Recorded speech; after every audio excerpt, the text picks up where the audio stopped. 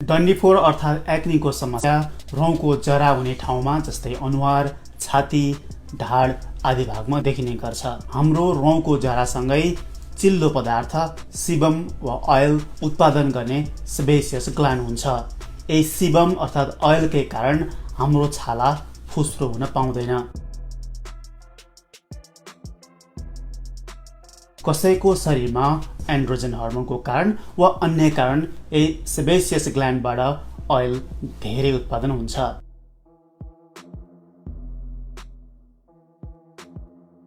कसैको उक्त सेबेसियस ग्ल्यान्डबाट सामान्य तवरले अयल उत्पादन हुँदा पनि अयल निस्कने ठाउँमा नियमित रूपमै बाहिर निस्कन ठिक्क भएका शरीरका मृत कोषहरू जम्मा भइदिनाले अयल एक्जिट हुने पोर बन्द भइदिन्छ, क्लग्ड हुन्छ, जसले गर्दा तेल भित्री जम्मा हुन थाल्छ।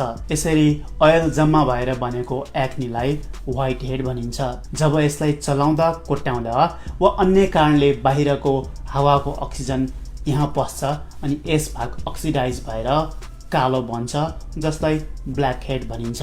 तपाईलाई याद छ जब तपाईले स्याउ काटेर केही समय त्यत्तिकै राख्दा उक्त स्याउ हल्का कालो भएको थियो? त्यो पनि ब्ल्याक हेड झैं हावाको अक्सिजनले अक्सिडाइज भएर कालो भएको हो।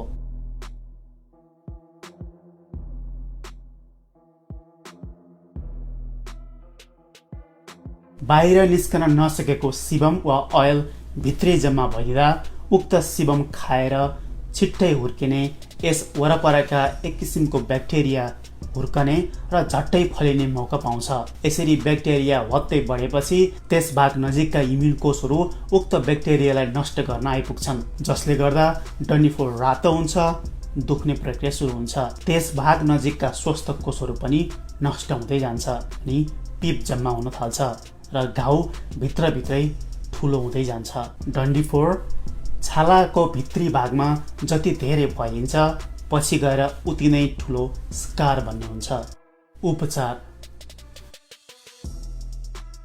मैले यहाँ मलाई अहिलेसम्म एक्नी बारेमा आएका प्रश्नहरूलाई समेटेर उत्तर दिने प्रयास गरेको मात्र हुँ।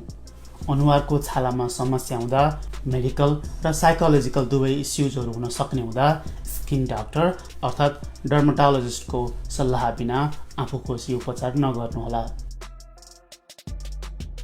डन्डीफोरलाई कहिले पनि चलाउने, कोट्याउने र निचोर्ने गर्न हुँदैन। त्यसो गर्दा भित्रका कोषहरूमा असर पुग्ने, घाउ झन् ठुलो हुने र पछि गएर स्कार पनि ठुलो बन्न सक्छ र त्यसरी चलाउँदा, कोट्याउँदा अन्य भागको डन्डीफोर नभएको रौँको बाहिरी एक्जिट भागमा टालिँदा फेरि नयाँ डन्डीफोर बन्न सक्छ।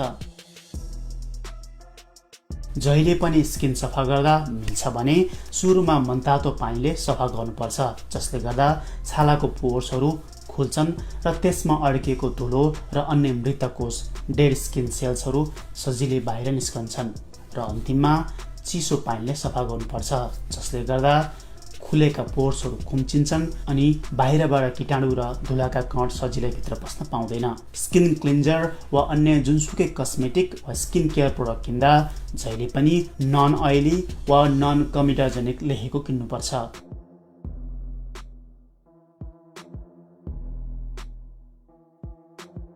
रेटिनोइड्स। जहिले पनि औषधि किन्दा औषधिको इन्ग्रिडियन्ट्स हेर्नुपर्छ। जुन कम्पनीले औषधि प्याकेजिङ गर्छ उसैले आफ्नै नाम दिने हुँदा एउटै औषधि बजारमा अनेक नामको पाइन्छ। भाइटामिन ए डेरिभेटिभ औषधि रेटिनोइड्स जस्तै एडाप्लिन लगाउँदा अति छिटो कोषहरू बाहिर निस्केर पोर्सहरू थुनिने प्रक्रिया कम गर्छ।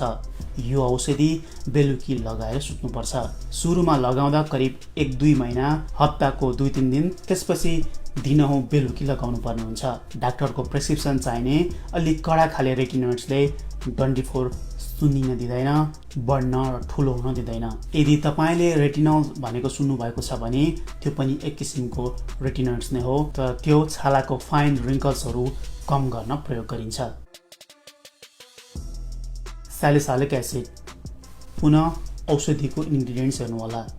स्यालिसाइलिक एसिड भएको एक्नी प्रोडक्टले रौँको जरा नजिकको सेबेसियस ग्ल्यान्डबाट नियमित रूपमा निस्केको सिबम अयल बाहिर निस्कने ठाउँ रौँको फेदको पोर्समा टालिएको डेड स्किन सेल्स र अन्य तत्त्वलाई हटाउन सहयोग गर्छ। यो दिनको एकपटक प्रयोग गर्नुपर्छ। यदि तपाईको छालाले स्यालिसाइलिक एसिड सहेन भने सल्फर मास्क वा सल्फर प्रोडक्ट प्रयोग गर्न सक्नुहुन्छ। Azelaic acid. एजेलिक एसिडले पनि स्यालिसाइलिक एसिडले चाहिँ एक्सफोलिएसनको काम गर्छ। क्लग्ड पोर्सहरू खुलाउने काम गर्छ। यसले छालाको सतहमा रहेको ब्याक्टेरिया सजिलै हुर्कन नदिने पनि काम गर्छ। यो दिनको 2 पटक लगाउनुपर्छ। बेन्जोइल पेरोक्साइड। बेन्जोइल पेरोक्साइडले सेबेसियस ग्ल्यान्डबाट उत्पादन भएको सिबम वा ऑयल खाएर हुर्कने ब्याक्टेरियालाई नष्ट गरिदिन्छ। यो औषधि एक्नी भएका करिब 99% प्रयोग गर्छन्। बिहान बेन्जोइल पेरोक्साइड र बेलुकी रेटिनोइड्स प्रयोग गर्ने चलन हुन्छ। एक्नीको लागि भनेर दिएको कुनै पनि खाने वा लगाउने एन्टिबायोटिक औषधि प्रयोग गर्दा यो बेन्जोइल पेरोक्साइड औषधि लगाउनुपर्छ, जसले गर्दा उक्त एन्टिबायोटिक विरुद्ध ब्याक्टेरियाले रेजिस्टेन्ट बिल्डअप गर्दैन अनि एन्टिबायोटिकले पछिसम्म काम गर्छ।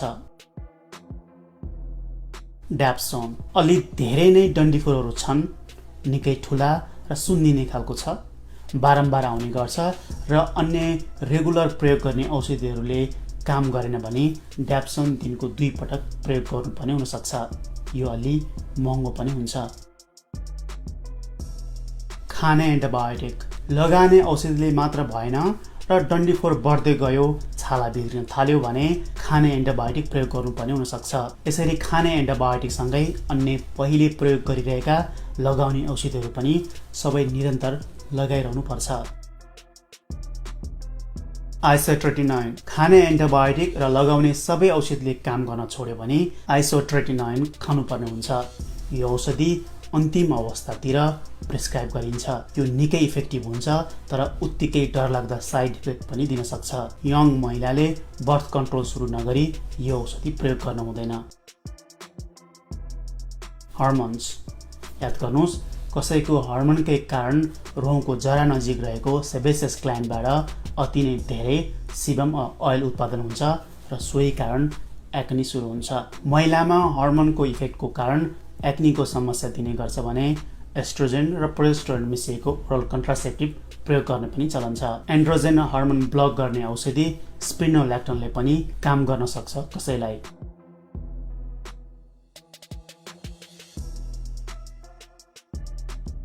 छालाको केही तह, केही लेयरहरू हुन्छन्। रौँको जरा भित्रैसम्म गएको हुन्छ।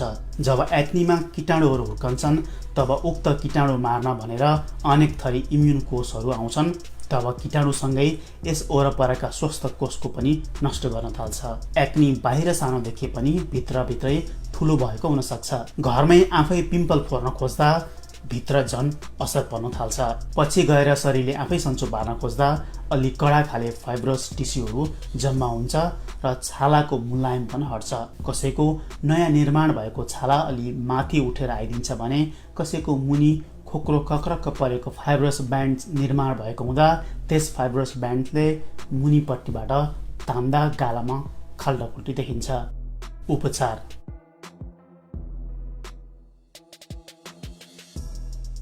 व्हाइट हेड्स, ब्ल्याक हेड्स अर्थात् कमिडल्स। मसिना 2-4 वटा मात्र व्हाइट हेड्स वा ब्ल्याक हेड्स छ भने राम्रोसँग सफा गरेर कमिडल्स रिमुभर प्रयोग गरेर हटाउन सकिन्छ।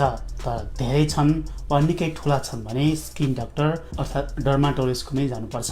जथाभावी गर्दा पछि नराम्रो स्कार देखिन सक्छ।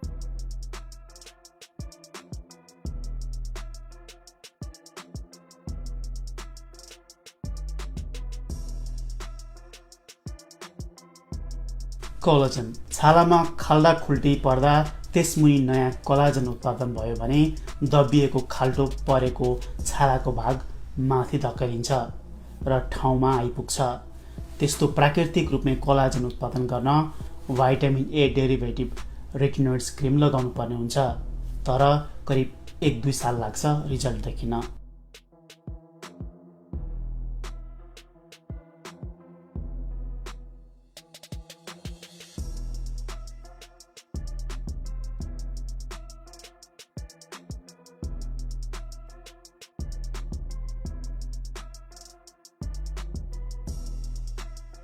केमिकल पिल धेरै किसिमका केमिकल प्रयोग गरेर छालाको बाहिरी सतह निकालेर पिल आउट गरिन्छ र भित्री लेयरबाटै परिवर्तन ल्याउने प्रयास गरिन्छ केमिकल पिलमा।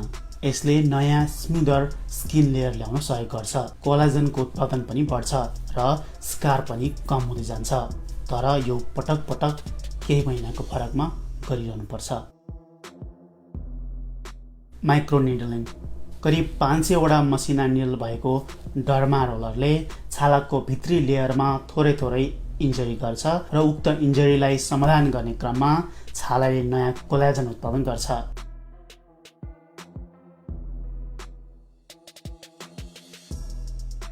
नयाँ कोलाजनको कारण स्किन फुल र टाइट भएपछि खुकुलो भएको पोर्सलाई टाइट बनाउने, सानो बनाउने पनि काम गर्छ।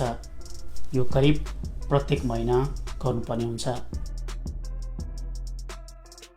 लेजर ट्रिटमेन्ट फ्र्याक्सनल CO2 लेजर थेरापीले छालाको माथिल्लो भागलाई असर नगरी ठिक त्यस मुनिको भागमा इन्जर गर्छ र उक्त इन्जरीलाई समाधान गर्ने क्रममा छालाले नयाँ कोलाजन उत्पादन गर्छ, जसले गर्दा स्कार हटाउँछ।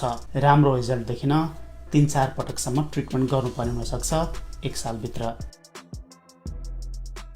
प्लेटलेट रिच प्लाज्मा अर्थात् PRP आफ्नो रगतको एक भाग प्लेटलेट जसमा ग्रोथ फ्याक्टर हुन्छ, उक्त भाग प्रोसेस गरेर छुट्याएर छालामा इन्जेक्सनद्वारा दिइन्छ। यस ग्रोथ फ्याक्टरले नयाँ कोलाजन उत्पादन गर्ने काम गर्छ।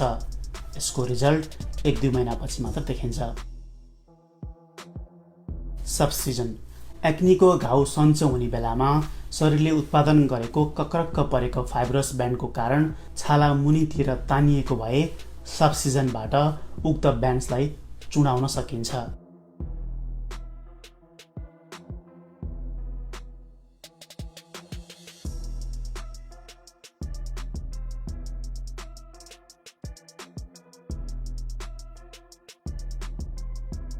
यो सबसिजनसँगै अघि भनिएको PRP इन्जेक्ट पनि गर्न सकिन्छ वा डर्मल फिलर जस्तै हाइलुरोनिक एसिड राख्न सकिन्छ र रिजल्ट 2-3 दिनमै देखिन्छ, तर केही महिनामा दोहोऱ्याइरहनुपर्छ। न्यानो फ्याट लाइपोक्यानुला प्रयोग गरेर पेटको फ्याट्स निकालेर थप प्रोसेस गरेर उक्त फ्याट्स एक्नी स्कार मुनि राख्ने चलन पनि छ।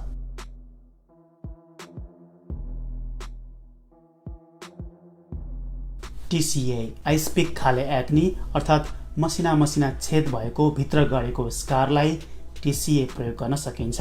जब TCA भित्र जान्छ त्यस भागमा हल्का इन्जरी गर्छ अनि भित्रका कोषमा ट्रमा दिन्छ। सोही ससानो भित्री ट्रमालाई समाधान गर्ने प्रक्रियामा शरीरले नयाँ कोलाजन उत्पादन गर्छ